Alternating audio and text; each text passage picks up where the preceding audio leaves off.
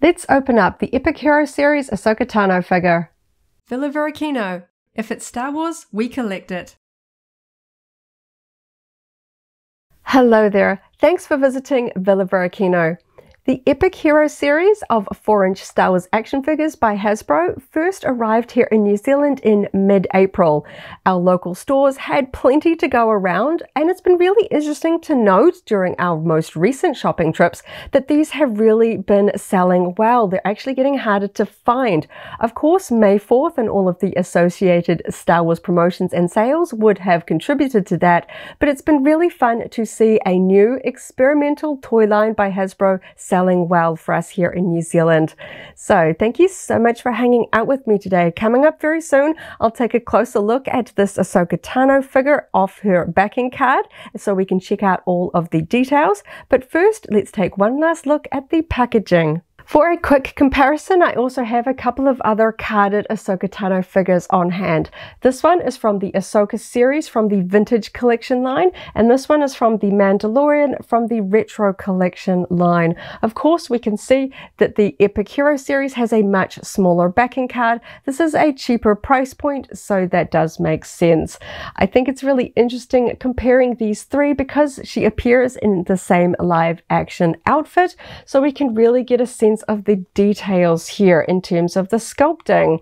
It is a pretty good midpoint between these two. Obviously, the Retro Collection is referencing the original 70s and 80s era figures by Kenner, which had very simple details and simple 5 points of articulation. This Epic Hero series is considered to be a 5-point of articulation, but we can see that there is a big step up in terms of the details. Not quite all the way to the point of a Vintage Collection, particularly if we take a look at things like the belt. We don't have the extra painted details. It's all just part of the sculpting. We have a lot more painted details on the Vintage Collection, as well as a much greater level of articulation. But when we think back to the way that kids play with toys, if you played with vintage Kenner figures back in the day, the level of articulation is perfectly fine for the way that kids play with toys. So that makes perfect sense for a line that is targeted towards younger collectors. Certainly, I do find the articulation of the Vintage Collection does mean that they can be a little bit harder to pose, trying to get some of their accessories on when they all want to move with the wrists and the arms and everything like that. These are very easy to pose. They're very easy to get them to hold their accessories, and the price point makes them a perfect way to introduce young fans to the hobby of Star Wars collecting and to the Star Wars characters themselves. So now we have such a great range of Star Wars toys for kids. Of course, we have the Mission Fleet line, which is also for ages 4 and up, but does have a little bit more of a play feature, heavy-centric design style, because we have a lot of vehicles, a lot of these kind of made-up accessories. And of course, for the even younger fan, we also have the Young Jedi Adventures toy line, which is for ages 3 and up, because it relates to that animated show that is intended for the much younger fans. So it is really fantastic walking into the toy store and spotting just a huge variety of Star Wars toys, no matter the target audience, no matter what you're looking for, or your budget, there is something to grab, and it's just such a fantastic time to be a Star Wars fan and collector. But without further ado, let's get this Ahsoka Tano off her backing card so we can check her out and look at all of the details. Now I have the Ahsoka Tano figure and her lightsaber accessories out of the packaging so we can take a closer look at her details. So of course we can instantly see she has very simple articulation. This articulation here at the hips, at the top of the legs, always makes me think of those original Kenner action figures with the way they just kind of swing their legs in very styled poses. It's just something about it, you know, they can sit down. There is rumors that there is going to be vehicles in upcoming waves, so it'll be really interesting to see how well these figures will sit and interact with those vehicles. But we can see that we can get her into at least a very tidy seated position. In terms of her arms, she's only articulated at the shoulders, so she's just going to sort of raise her lightsabers up and down. We can't do much else. can sort of swing all the way around. It just clears her head tails there. It's not impacting, which is good. You're not going to scratch paint off by doing some wild poses there. She can turn her head, but again, because of her Togruta head tails, that is going to just kind of stick a little bit there at the shoulders.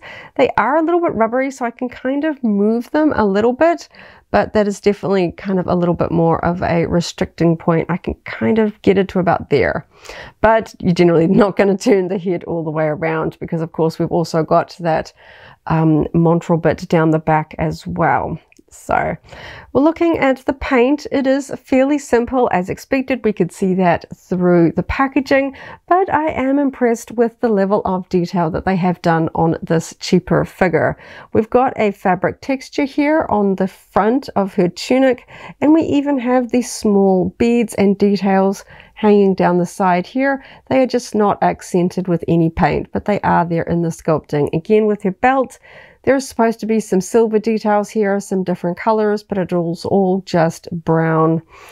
Again, on the gloves and gauntlets, we've got a pretty much two-tone. We've got the dark color of the fabric components and the lighter color there of the gauntlets, the armor pieces over the top.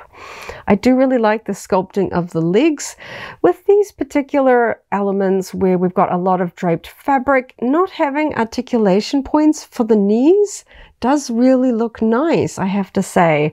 We don't have any sort of awkward cuts here at the knees or even at the ankles, because it is all just sculpted as one piece. A little bit more simple from the back, of course. We've got those details from the boots, the fabric going all the way up with that cut-in articulation there at the hips. And again, we've got some very simple painting details here on the back of the belt. Overall, about what I expected. We've got some very simple paint apps on her sort of Togruta montrals. Generally, on most action figures, this is going to go all the way around because, of course, her stripes don't stop right there, so it's a little bit awkward here in the back, something you can't really see when she's packaged from the front. We can see that the sort of stripes don't go on the underside there, but it looks a little bit more awkward here in the back. And you can see, unfortunately, on my particular figure, we have a small blue paint floor. It's kind of been smudged or sort of come up against something else. But again, if this is for a child, she's probably going to get scratched up with play. But if you are a collector that is potentially adding this to your collection, that is a little bit of a thing to watch out for. Very hard to spot when it's in the packaging though. The rest of the paint apps look very tidy. We can see the stripes do look pretty uniform there. They are supposed to go all the way around. So very simple paint job there. Obviously, they didn't really think about the poor toy manufacturers when designing Togrutas with all of their stripes that go all the way around these alien head tail sections. It makes it very hard for toy manufacturers to do this in an accurate and cost-effective way. So I can see why they have cut some corners here. From the front, she looks like Ahsoka. We do have all of her face markings there. That is an element where we do have some very tiny paint details, which is good. We've got an accent there on the lips. She's got her blue eyes. We don't have any silver painting here for her headband. We would normally see that. Overall, you get what you pay for. This was a cheaper figure, so I'm not expecting it to have the same level of detail and articulation as I would a more expensive figure from the vintage collection line. So one thing about the simple articulation is that they do tend to stand up very sturdily. We don't have ankles or knees to worry about. She does stand slightly more in sort of a battle stance with her legs apart, slightly posed through the waist there, and she stands up very nicely. She does actually have peg holes there if you want to put her on a action figure stand. They're quite deep, I have to say. Very good to see some sturdy peg holes there. Some of the recent action figures from the vintage collection line have very shallow peg holes, which makes them a little harder to attach to stands, but she stands up very well. I don't think you really need a stand for her.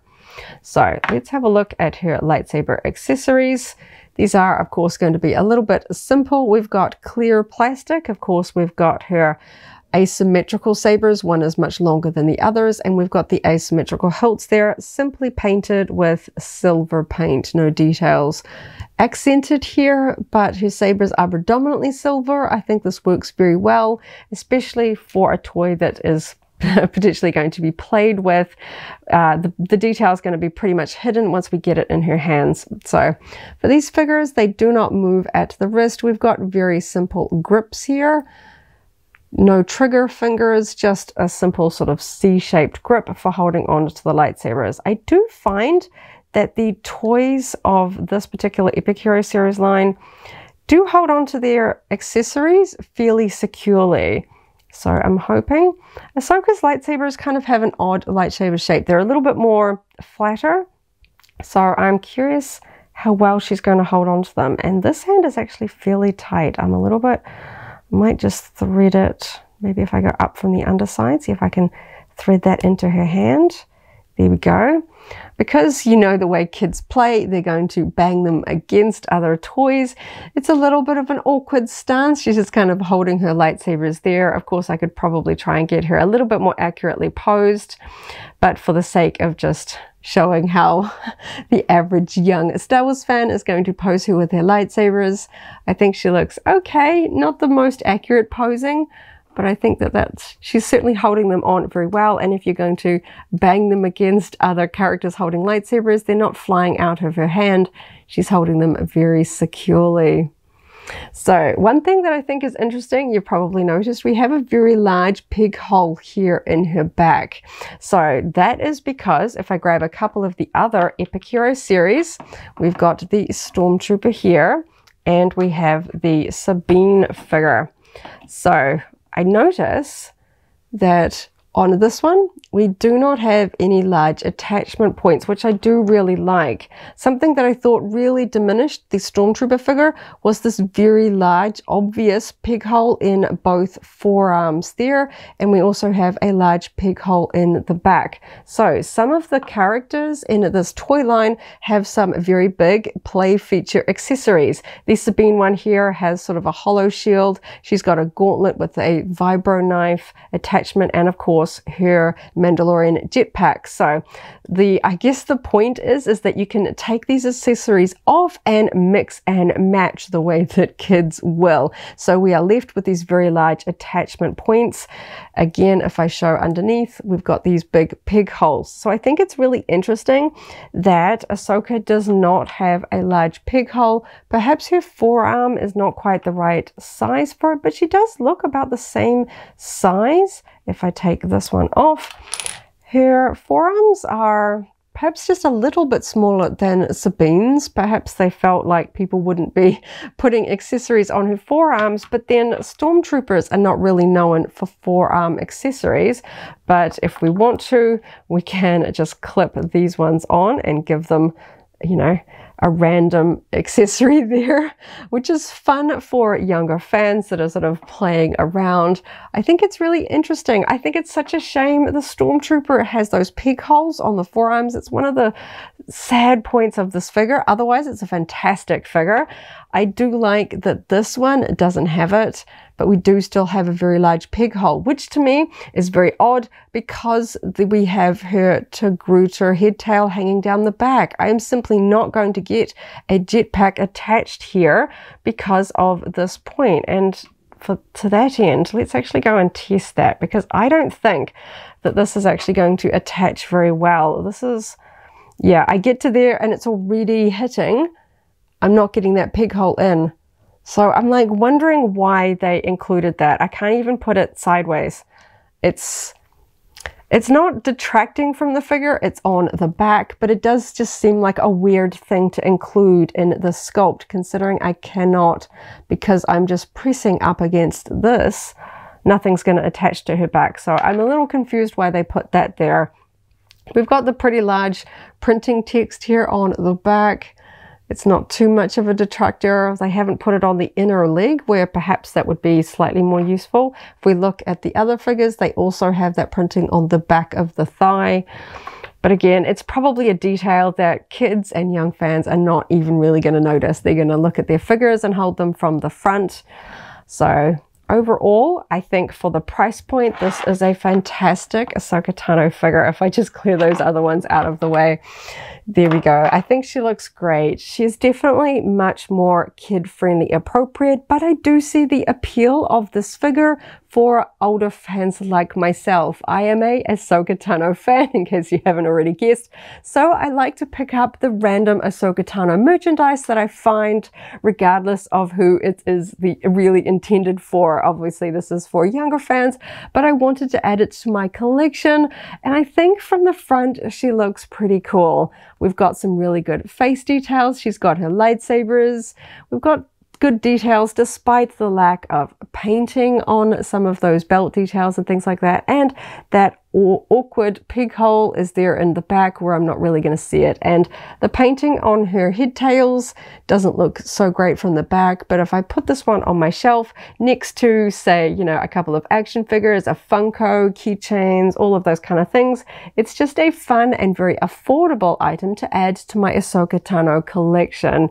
And I do appreciate that not every Star Wars fan can afford to build up a collection of the vintage collection figures. Those ones are a bit more pricey. So say you are on a budget and just want to have an Ahsoka Tano figure for your bookshelf, for your workspace, this is perfect. You still get an Ahsoka Tano action figure at a much more affordable price, and you know, you can just add more to your collection when things cost a little bit cheaper. It's always great to be able to add more things to your collection for the same price point. I can pick up locally 2 of these figures for the same price as a vintage collection figure, so 2 for the price of 1, that's always great in my book. So there you go. I think this is really fun. Of course, now if I compare it to the actual vintage collection figure, we're going to see a bit more of a difference here if I bring these 2 closer up. So for reference, this particular figure is the Mandalorian Ahsoka from Corvus. You can see the backing card there. This is VC222 there on the back. So technically this is a 3.75 inch figure. This one is labeled as a 4-inch figure. So when I put them side by side, you can see the difference in the scale. I think that that's really kind of interesting. And of course, we can see the lightsabers are a bit more frosted on this version, a little bit more clear over here. Obviously, they're a little bit more chunky because this is a slightly sort of chunkier sculpted figure. I will put some more detailed photos up on the screen so you can see the level of detail. Things like the armbands where she has her skin showing through, the sort of diamond cutouts. We don't have the skin showing through. Much more simple paint apps on the Epic Hero series figure, which of course I was expecting. Things like her her hip armor is sculpted into the legs, or one piece. They are separate. We've got a bit of a distinction between that. We've got painted details on her shin armor here, obviously the added articulation, and of course the beaded detail on her hip and on the belt. We've simply not got those details there. So you will see the details and the difference. You know, this one's got the silver details on her headband. This one does not. It's simply plain brown. And if I turn them around to the back, we can see the big difference in the blue stripes on her Togruta montrals there. We've got a lot more striping and details on the vintage collection figure. Also, now that I'm comparing the 2, they have simplified the back of her tunic. Of course, she has a bit more of a racer back style to her tunic. This one here, they have simply gone all the way to the edge so that they can stop at the shoulders, a bit easier for painting, because this is obviously just going to be made out of the blue plastic, so they don't have to paint on the orange shoulder parts there. And we can see the detail is very different from the back. We can see the way they have done the articulation of the vintage collection for her baggy pants. It's not my favorite way to do it, but Hasbro doesn't really have any choice. That was a costume design choice from the show. and it's just a little bit cleaner on this version. We don't have any sort of weird cutouts at her knees. It's really interesting to see how they've had to do some of those articulation points. And of course, the cutouts on the shoulders, particularly if the skin is exposed on characters, you do get this weird sort of hinge cutting in to their shoulders. We don't get that on this version. So when we do look at some of the details, I do like the cleaner look of this figure. We don't have that articulation cutting into the shoulder and at the pants. But yeah, I wasn't expecting too much of a big scale difference. I know technically there is a scale difference, but I was kind of surprised to see just how much taller this Epic Hero Series one stands compared to the Vintage Collection one. So there you go. I hope this was helpful if you are deciding which of these versions you like, or whether you're just going to skip this one entirely because you already own a Vintage Collection one, or perhaps you really like the simpler style. Certainly does stand very well. I think both are fun. Obviously, as an Ahsoka Tano collector, I'm going to add both to my collection, and they both have positives and minuses about them. So it's going to come down to what you prefer as a collector. I think they're both fun, and I am glad she doesn't have those weird holes in her gauntlets there for attaching accessories that I'm never going to put on her. That was an unfortunate draw card to the Stormtrooper figure from this line. Overall, for the price I paid for her, I am more than happy to add her to my collection. I certainly think she is worth the money. She looks beautiful, and I think a lot of the details only really start to stand out when you compare it to something more detailed. So perhaps for my display, I probably won't put these two side by side, but other than that, I think she is a really cool figure, and I think a pretty good representation of her as she appears in the Disney live action series. So there you go. Thank you so much for hanging out with me today as I opened up another Star Wars action figure, checked out all the details, and had a lot of fun. I hope you have a wonderful morning, afternoon, or evening wherever you are in the galaxy, and let's hang out again very soon for more Star Wars fun. May the Force be with you. If you're interested in more Epic Hero Series reviews, I've also opened up the Darth Vader figure. That video is linked here in case you haven't already seen it, as well as our whole Epic Hero Series playlist. This is the way.